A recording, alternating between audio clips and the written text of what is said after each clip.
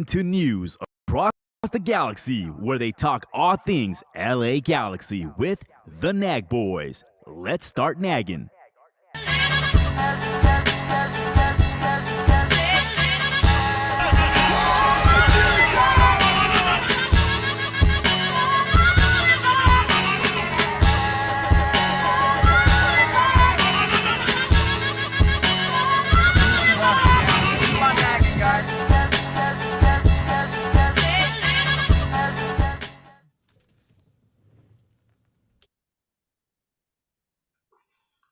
Hey, fellow G's, this is Edgar from News Across the Galaxy. I'm here today with Eddie on the ones and twos, so you'll hear his disembodied voice.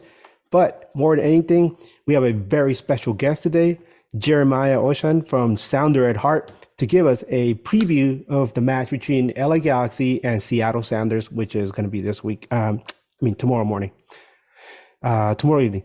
Jeremiah, can you please introduce yourself? Yeah, I'm Jeremiah Oshan. We've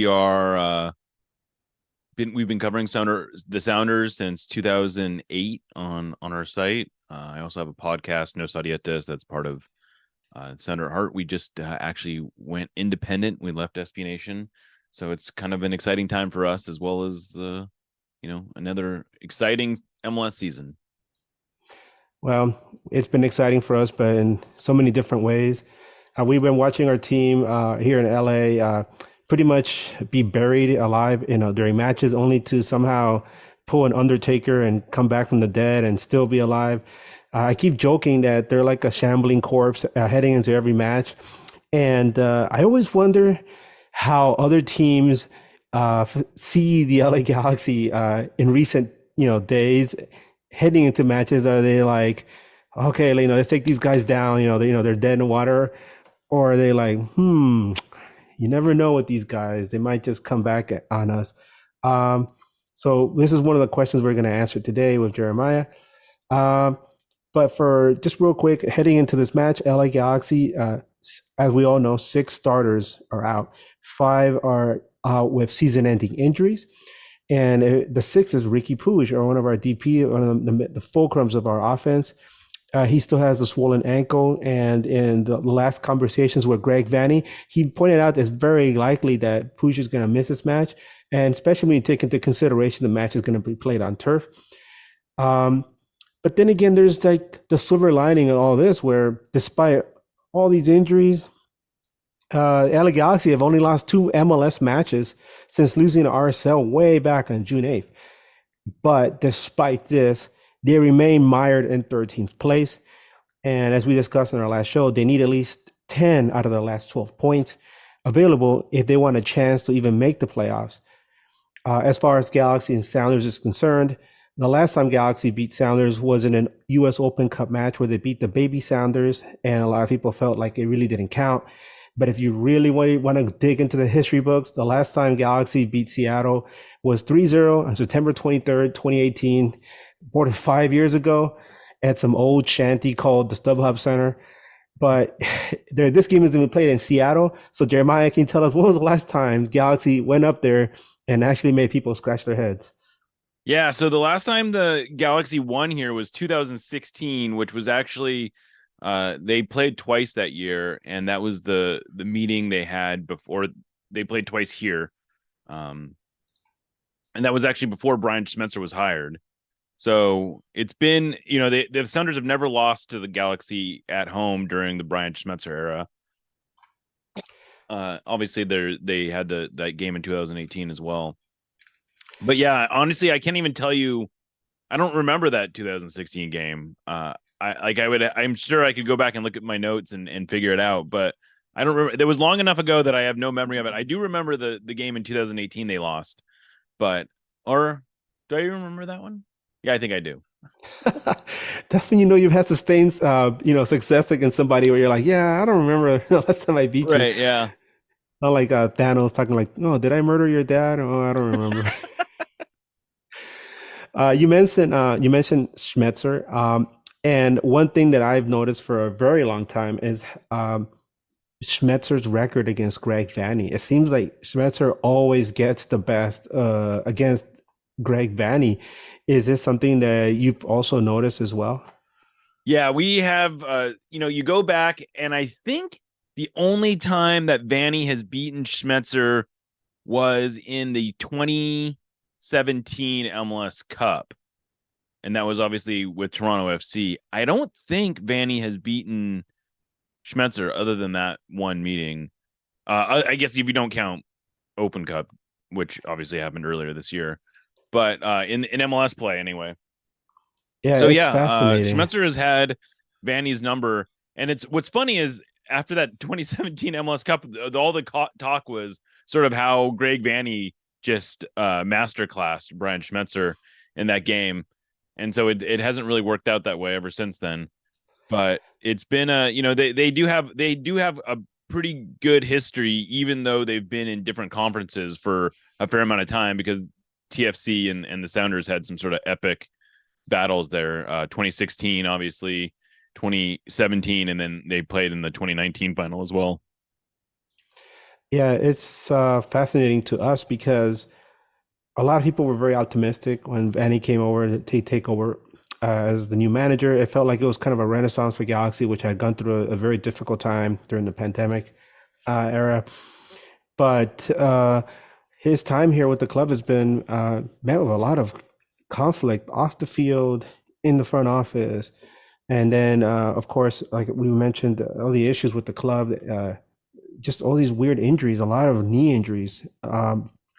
So you have Galaxy fans that are they're just fed up with Vanny. They feel like the way he conducts his substitutions is very strange. Some of his roster decisions and the fact that he keeps putting Eric Zavaleta out there, who happens to be family, Yeah, that's and his nephew, right? yeah, and so a lot of people are like they scratch their heads when they think of Vanny. But then you look at the season and you look at, like I said, the whole Chris Klein issue, the whole issue with injuries, and people are wondering like, should we give him a mulligan? Should we just start fresh next season when the front office actually has people in there that know what they're doing and they can start to put together a team that might actually challenge for a playoff, spot in the West, and not just be like, oh, look, we got into the playoffs, but actually be ready to fight for a title. So a lot of people are on that. They're like kind of like on the fence. Like they don't know whether it's time to let Vanny go or maybe to give him a little bit more leeway. It's really strange for us.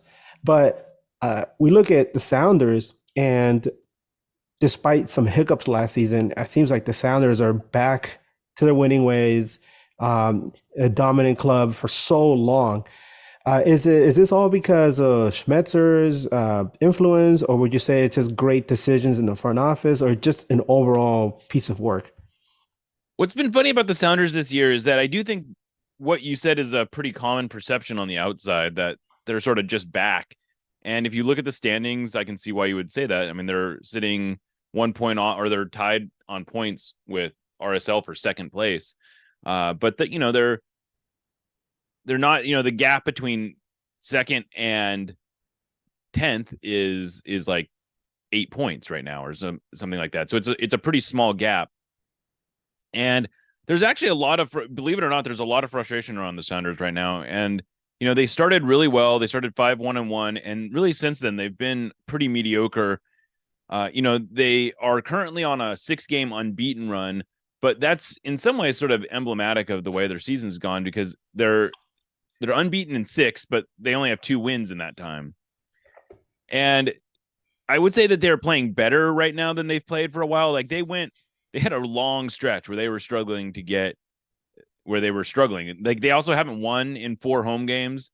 So it's been, especially at home, it's been sort of a frustrating season for the Sounders. They're probably going to end up with their worst home record, maybe I think ever, which is not a horrible home record. But, when you have a history of success, the way that the Sounders have had, your standards get to be pretty high. And so I'd say it's a pretty mixed bag, generally speaking, about whether or not this is a good season. And I think that will probably be determined by how far they end up going in the playoffs. If they make a nice run in the playoffs, I think people will probably feel like this was a good bounce back season. If they end up just barely qualifying for the playoffs or going out in the first round, I think there'll be very different feelings about how the season went. And that's maybe a little unfair. But either way, my suspicion is that this roster has sort of reached its maturity point. They have something like half of the roster is due to be out of contract or on team options next season. So there's probably going to be a lot of turnover this offseason. I think Brian Schmetzer has done an okay job managing the roster that he has. When Garth Lagaway left at the end or the beginning of last year, or before the beginning of last year, the roster was really stable. There wasn't a lot of decisions really to make. And the only signings they've made this year where they picked up Eber in a trade, and then they've signed a few homegrown players, but they haven't really made any big moves.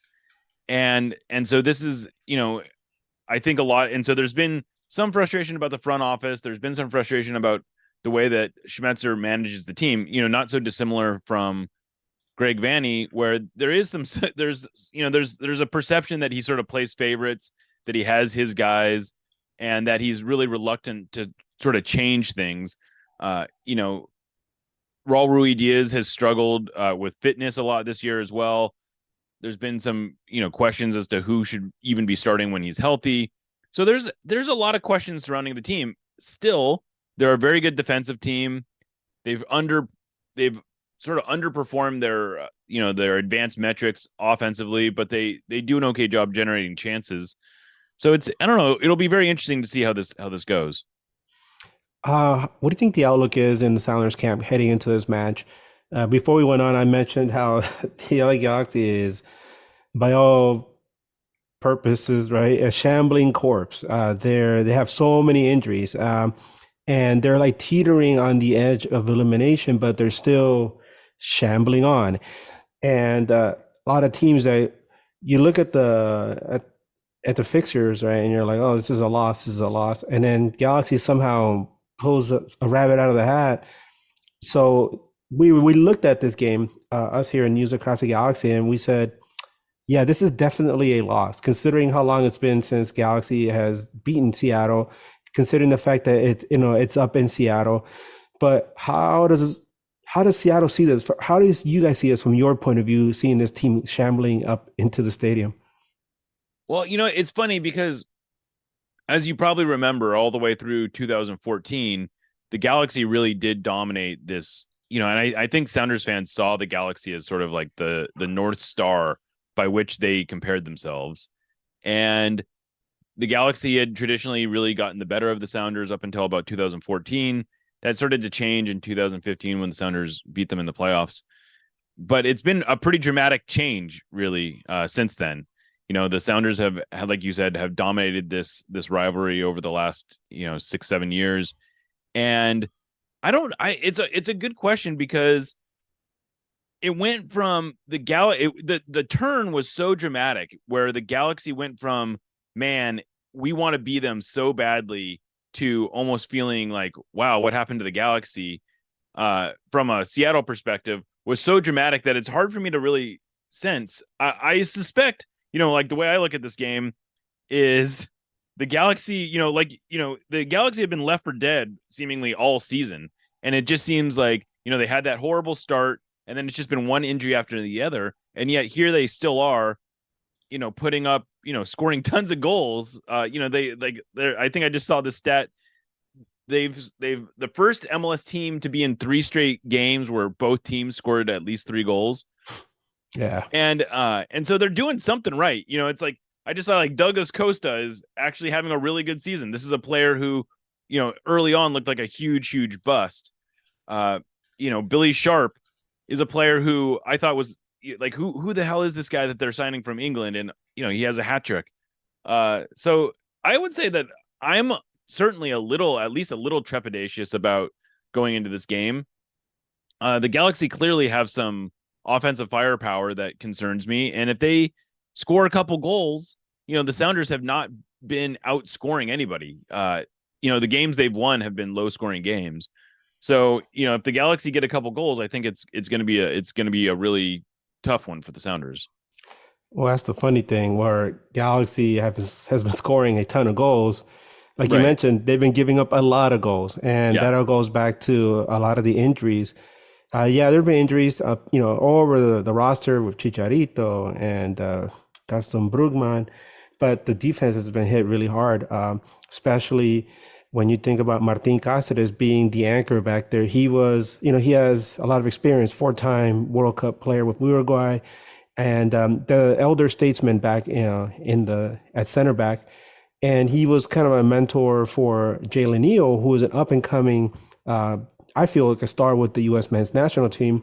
What a great revelation for us. He was only 19, he turned 20 this year, and just when Jalen train was really gaining some steam, he picks up an injury during the Gold Cup, and it's still nagging him when he comes back, and now he's out for the season with a sports hernia injury. And then Lucas Calegari, who now goes just by Calegari, who we got on loan from Brazil. He's he's obviously not a name the Sounders fans are aware of, but this guy was such a fantastic pickup that it made people forget about Julian Alvarez. He is like Julian Alvarez, but like he brings that jogo bonito, and he has like a lot more confidence at his age, and he's an incredible player. And now he's out for the season. So when at one point the Galaxy defense was the one thing that was keeping this team alive because they're having a very, very difficult time scoring. It's like almost like you flipped everything, and now they're scoring goals, but they're also just letting everything in. And that's where a lot of people look at Eric Zavaleta, like we mentioned. He's Greg Vanny's nephew, and they're like, why is he there? Well, that's because there's literally nobody left. We're like at the very bottom of the depth chart. At one point, they had Kelvin Leardom, who's a wingback, playing at center back. And to be fair, he was actually playing better than Zavaleta. But even then, some of our guys are at the very bottom of the depth chart, like Chris Mavinga, and now he's out too with an injury. Yeah, I think Seattle's gonna, score a few goals in this match. I mean, unless they really don't want to, unless they take it easy with the Galaxy. I see this being a Sounder victory. But what can you tell us about the Sounders as far as, like you mentioned, a little bit about injuries? How does this, and then you mentioned how the club has been on a winless. I mean, on a good streak without having lost a match. But what can you tell us about the club right now? Like what the attitude is around the club heading into this match? Do you think they see us as a must win, or you think they'd be happy with just getting the draw, or are they just going to go for the kill? What do you think? I think they're going in absolutely thinking this is a must-win match for them. They know they need to start winning home games. If for no other reason, they just know they need to start winning home games because it's been really tough for them at home. They haven't scored a ton at home. So I think they're looking at this as an opportunity to get 3 points. The last time they won at home was July 1st. So it's been a bit. And so, yeah, I think they're coming in with the expectation that they need to win, and they sort of need to make a statement. They need to kind of get things right.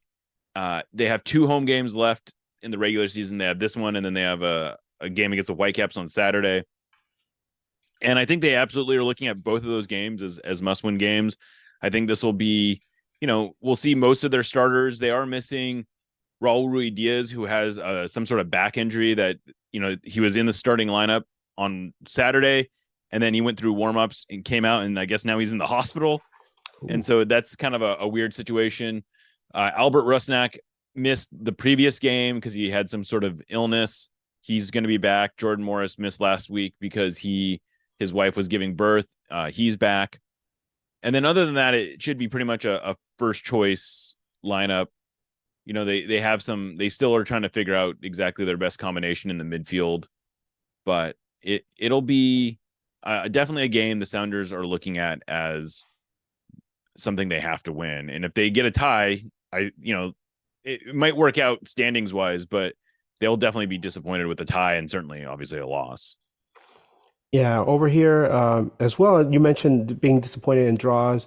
A lot of Galaxy fans are so desperate for this club to do something, especially because they've had so many opportunities to climb up the table, especially over this past weekend where everybody else in front of them had pretty much bad matches, and Galaxy had an opportunity to leapfrog a lot of teams, and then they ended up giving up a late goal, and everybody had to settle for the draw. And whereas a few weeks ago, they were clawing back into matches to get draws, and people saw them as a real positive. Now people are starting to get really fed up, but the club is still technically alive. So you have that, damn, we're in bad shape, but they never give up, never surrender, right? I mean, but then you look at Ricky Puig, and there was a discussion about what do you do with him, right? I mean, we're looking at what Inter Miami's doing with Messi.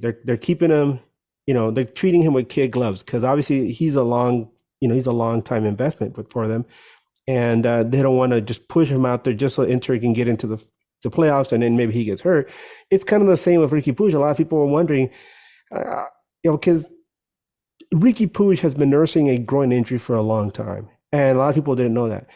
And then he injures his ankle. So now you have to worry about a couple of things. And then you wonder how much can you push him, because the way Ricky Puig plays, he's very physical. And we always joke about how you'll have Tyler Boyd run down the wing and he's wide open and Ricky Puig sees him. And then there's three defenders in front of him and Ricky Puig will just run into the ruck of all the three defenders and try to dribble through them. That's the kind of guy he is.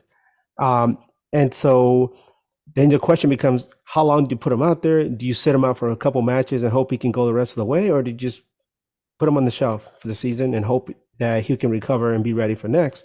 So for now, we know that obviously he's not going to be there against Seattle. And then you start to look around the team and see where else can the team start producing some offense. By the way, I want to correct myself. Earlier, I said that Lucas Caligari made us forget about Julian Alvarez. I meant Julian Araujo, because for the longest time we were always discussing Efrain Alvarez and Julian Araujo and how how the club needed to sell them. Obviously, Julian went to Barcelona, and now he's on loans elsewhere, and Efra ended up going to Tijuana. And but Lucas Caligari was a fantastic pickup for us. Hopefully that the club is able to bring him back next season. It's sad that we're missing him. But in the meantime, the club was able to pick up several people, Maya Yoshida, Billy Sharp, for example, Diego Fagundes. These are all people that were loved at their clubs, both at the local and national team level, especially when you're talking about Maya Yoshida. You mentioned Billy Sharp, right? Seattle fans are like, who the hell is this guy? I mean, most of us aren't Sheffield United fans, so a lot of us were like, who is this guy? And then you start to find out information about him, and you realize he is the all-time leading scorer in league championship. And the guy is a poacher. He's a fantastic attacker, striker, forward, whatever you want to call him. The guy just knows how to put the biscuit in the basket, and he's been doing that with the Galaxy ever since he joined the club, quickly becoming a club popular player. He's also, from what I've been told, he's a very good speaker. He knows how to handle with his teammates, and he can become like a leader inside the clubhouse. And that's what you have all these guys with Fagundes and with Yoshida. I mean, Yoshida was a captain in the last match, Billy Sharp. So these are all guys that came into the club, and these are all guys that they understand what it takes to work with a team. And maybe that's one of the reasons the Galaxy is still alive, because they all take the role seriously, and nobody wants to really play hero ball unless it says Ricky Puig on the back of your kit. But yeah, heading into this match, I really don't know. One of the things that I think is that the players are going to go out there with the same mentality: never give up, never surrender. But my one thing that always sticks in the back of my mind whenever you play Seattle is that, like I mentioned earlier, Schmetzer always gets the best of Vanny. And I feel like Schmetzer always out coaches Vanny, or Vanny comes into the match with so much dread that he kind of out coaches himself, and he puts himself in a corner, and it makes it easy for Seattle to just take over from there. What do you think about that? I can't say that I have paid close enough attention to Vanny's decision making, but it does, it's notable that they have struggled so much. I mean, my lasting memory of Greg Vanny was sort of like his hands on hips and just beside himself over that no handball call in the earlier game this year, where he just made a complete fool out of himself. And I don't know. I feel like that's the kind of thing you start doing when the opponents in your head a little bit. And so I would buy that. Yeah, and we see that a lot over here. It's just kind of sad. It all feeds that notion of like, yeah, I think we maybe his time is up. He did a good job trying to bring the club together, but maybe bring somebody a little bit more competent. But then you start looking at, who was helping him during that time, and Robin Fraser was there. He has a great mind for football, and unfortunately, he got dealt a pretty raw deal in with Colorado.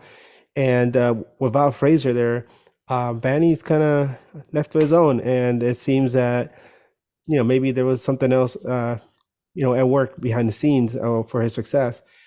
Um, you also mentioned Douglas Costa. Douglas Costa is a funny story because after a match earlier this season, I think it was against Houston, where he literally did everything possible to get red carded and suspended. A lot of Galaxy fans were done with him. They were like, "That's it. It's over. This guy has never really lived for the crest. This guy doesn't care about the club. He only cares about partying," because he was always posting photos of himself somewhere having a good time instead of having his mind in the game. So everybody was fed up with him. They're like, "That's it. It's over. Get him out of here." And then you hear news about what was going on back in Brazil, where there was a warrant out for his arrest because he wasn't making alimony payments. So people were like, wow, we really want this guy gone now.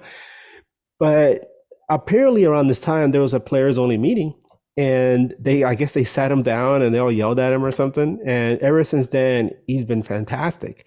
And we joke about how he is summer Costa now because it's different from spring Costa. And summer Costa has been playing his mind out. He's been amazing. He had a goal and 2 assists in his last match, and we're hoping that coming in the fall he keeps going the same way. And now that question comes up, it's like, what do you do with him next season? Do you keep him around, or you ship him back to Brazil where he's probably going to get arrested the moment he gets off the airplane? Whatever it is that's firing him. I mean, we always joke that, an arrest warrant, kind of lights a fire under your ass. So hopefully, he keeps it going towards the end of the season. So what do you think will be the keys to the match as far as what will it take for LA Galaxy to defeat Seattle in this match? Well, the Sounders have had 2 sort of main weaknesses this year. The biggest is they are a little, they tend to, they've been very sound defensively, but to the degree that they have had weaknesses, they have been prone a bit to giving up set piece goals. They just went through a stretch of games where they were giving up a set piece goal basically every game. They seem to have kind of corrected that, and that was sort of an isolated situation. But they have also sometimes been able to be vulnerable on the counterattack. This last game, for instance, was a good example of that, where right before halftime, Sounders had a corner kick, and next thing you know, Nashville's running down the field, and they ended up making a pretty good play to end up not allowing a goal. But those kinds of situations they find themselves in. And then they also, for weird reasons, seem to be prone a bit to just sort of giving up kind of brain farty type of goals where they just totally miss a mark or something. Like they have given up a few sort of like back post, like a guy has been left almost unmarked at the back post. So I would say like that my concern for the Sounders on the Sounders end is that they just sort of get exposed defensively, and then they just don't have the sort of the firepower to get back in on that end. So I would say, like, if I'm the Galaxy, I go into this thing thinking like, hey, let's just try to see if we can outscore the Sounders rather than get into, a 1-0 type of match. Yeah, it's like fighting a zombie, right? Right, exactly. I mean, what's dead is already dead and cannot die. Yeah. Yeah, one of the things the Galaxy has really, really hard time is defending on counters. It's something that's hurt them a lot. And one of the things that this club does is, especially with Ricky Puig in the middle, is that they have a lot of possession. But what they do with that possession has always been the question because, like I said, in the middle of the season, they just couldn't find any way to score. They went from having Chicharito, who when you look at it, really didn't have a good season. And then the stage was set for Dejan Jovic to come in and say, "Hey, I'm the future," and he did nothing with it. And then they had to bring in Preston Judd, who is still learning to how to play in at this level, and he couldn't do it either. And it wasn't until Billy Sharp joined the club that they started to really generate some serious offense. So that's one of the things about the Galaxy. They create a lot of chances, but they really can't get the ball in there. But in recent times they have, and I guess it becomes a battle of attrition to see who can outscore who the most and come out in the end. As far as how Seattle can beat the Galaxy, if Seattle scores early and then puts Galaxy on their back foot, especially if they catch them on counters, I think Seattle can definitely take this win easily, especially if they put Galaxy down by 2 or 3 goal margin by the half. But with this club, you never know. We've seen them down 2-0, 3-1, and they still managed to fight back. And in those matches, they were down to Minnesota, and they came back to win that game in the end. So I don't know. I bet in my heart of hearts, I really don't feel Galaxy can win this match. I think this might be the final nail in the coffin for them. I think Seattle is just gonna come in and say, "Okay, guys, it's time to lay you to rest.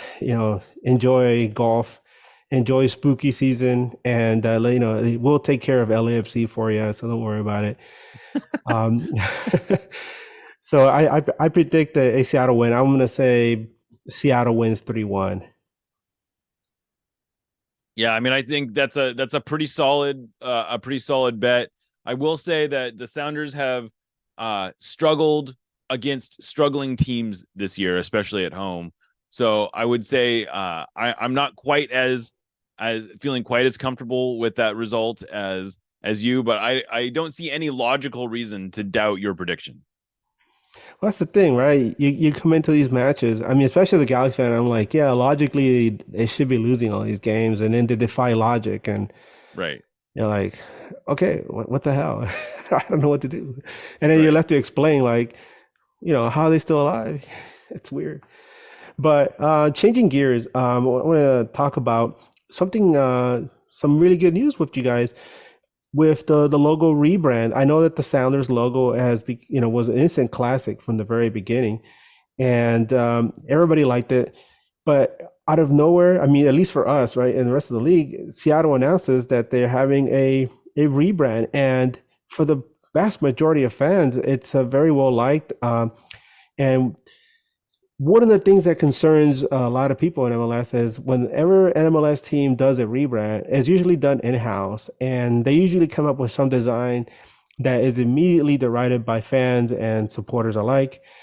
But Seattle puts this out, and at first they're like, "Hey, wait a minute. Hey, that's not bad. Actually, that's really good." Can you give us some insight into the whole process? Yeah, so they started this process something like 2 years ago. And about 18 months ago, they made sort of a big announcement that this was going to be something they were planning on doing. And the initial stages of it were a lot of public outreach. They ended up receiving something like 10,000 answers to the survey that they put out that was asking fans, like, sort of like a brand, a vision board type thing, where it was like, what do you like about this and whatnot. And then they had all these focus groups. They put together some hundreds of, like, literally hundreds of logos by 3 different design firms, and they sort of sorted them out. And I think originally they came into this with an open mind of saying, like, we're willing to totally, start over from scratch almost, in terms of at least from the logo perspective. And I was someone who was never really in love with the idea of the Space Needle as the main image. I mean, the team itself does not have a lot of connection to the Space Needle. The name isn't necessarily related to the Space Needle. The Space Needle has not traditionally been part of the Sounders branding going back to the NASL days. And so I was sort of open to the idea of getting rid of it, but fans overwhelmingly really identified with it. They really see it as an important part of the club's identity. And so to their credit, the Sounders decided not to get rid of the Space Needle, but just to sort of like update everything, a part of it. I think it's a pretty baller move to not put the name in the crest, to just have the year of the club's founding. I think the Sounders, one of the other things I really like about this whole process is that it was sort of driven by the idea that when they came out with the MLS crest, it was intentionally divorced from the club's history. And they were, you may or may not know this, but when they came into MLS, they were planning on not using the Sounders name, and they allowed fans to vote on the new name. And Sounders wasn't even one of the options, and Sounders ended up winning as a write-in vote. And that sort of, and so, but the crest itself had already been designed, and so there was basically just a nameplate there that they needed to put the name on. And so that crest has nothing to do with the history of the Sounders. And one of the things they really wanted to do with this brand evolution, is what they're calling it, is bring in the past of the past iterations of the Sounders. So that's where you get the 1974. But if you look at, they also came out with all these secondary and tertiary marks that, like they're using the Orca, and it's sort of like this more like a kiddie sort of look, which I actually really dig. I think it's pretty cool. They're using this crest that's supposed to look like a carnation, because they've had this relationship with the carnation flower throughout the club's history. And it sort of like tied all the eras of the club together. And I just really appreciate that. You don't see that in MLS. Most MLS teams, even if they're using their old name from the NASL or from the USL, like it's very hard to draw a direct lineage all the way back to the earliest ages of the team. And so I just really appreciated that they were so thoughtful, and that they brought this in. I think it's, I'll admit the crest itself is still growing on me.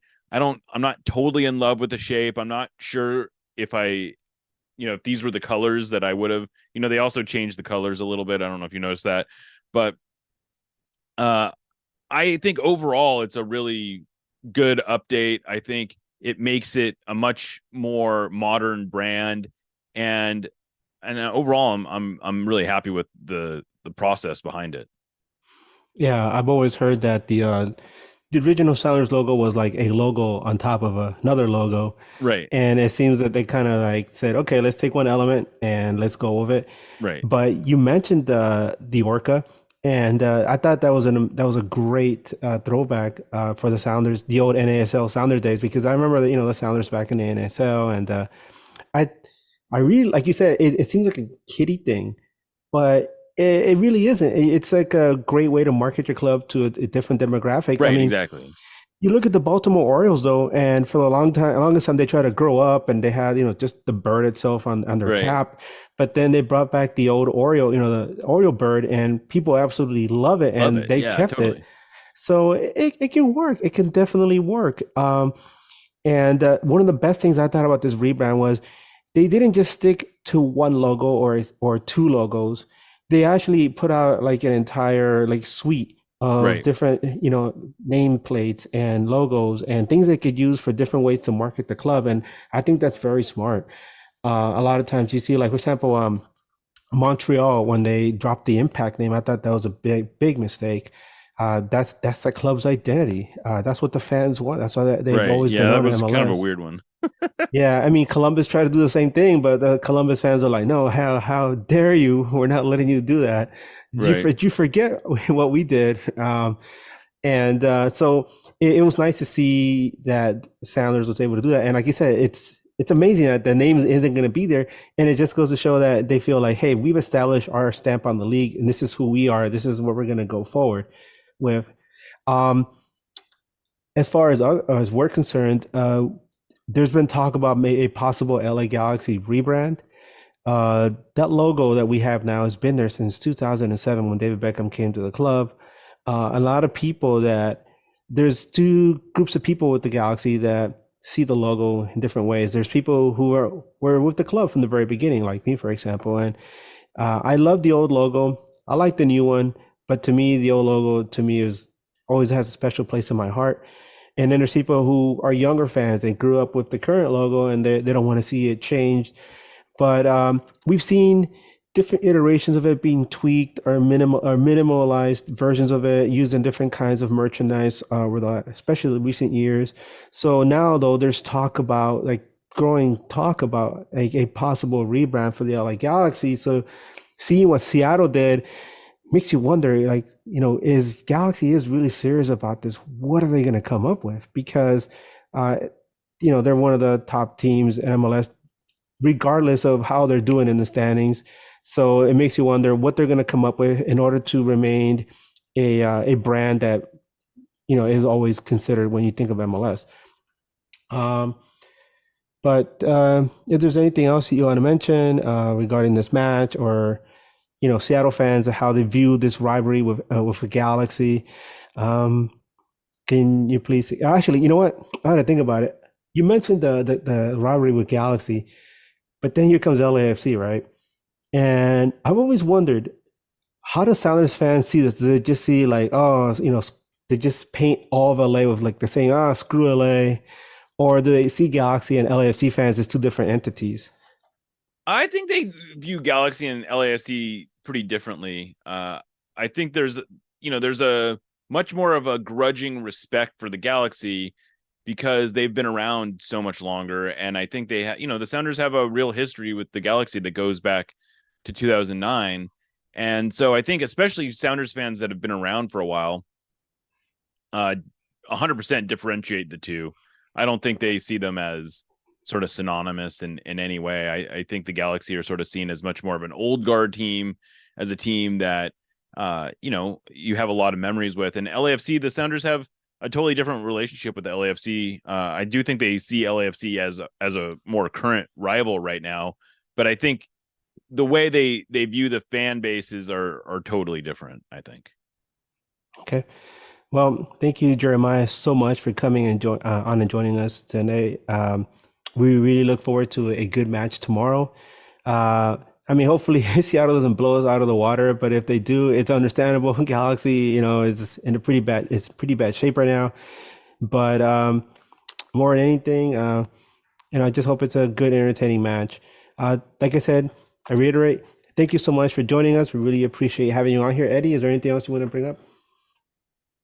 No, just to echo what you said. Thank you so much for joining us, especially on a Tuesday afternoon in such short notice. Just yeah, please, no worries. Thanks for having me. Yeah, just please ask your team, hit up Schmetzer if you have a direct connection. Just mercy rule, please. Just take it easy on us. Yeah, absolutely. Yes, and we really look forward to having you on with us again. Hopefully it's in the playoffs, but if not, see you next season. All right, man. Thank you so much. And this is Edgar from News Across the Galaxy. You can look me up on Twitter as Edgar Nags, also on Instagram. Jeremiah, if anybody, if you want to put your socials out there in case anybody is interested in knowing more about the Sounders or about your podcast. Yeah, I'm just Jeremiah Oshan on Twitter. Sounder at Heart is the website. You can find all our stuff. No Saudietis is the podcast. You can find that, anywhere you can find podcasts. But yeah, thanks for having me on. I appreciate it. So for me, for Jeremiah, and for Eddie, thank you so much for joining us today.